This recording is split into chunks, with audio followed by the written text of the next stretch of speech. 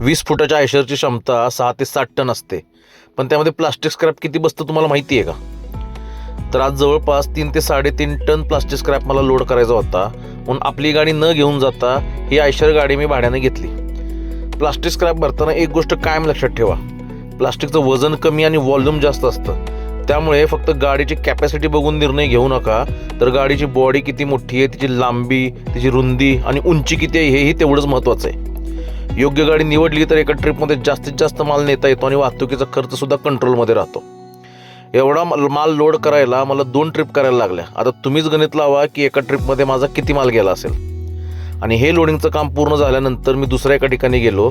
तिथे कंपनीमधून निघालेलं HD bottle cap grind, PP bottle cap grind, mix PP bottle cap grind आणि HIPSचं बरंच मटेरियल होतं.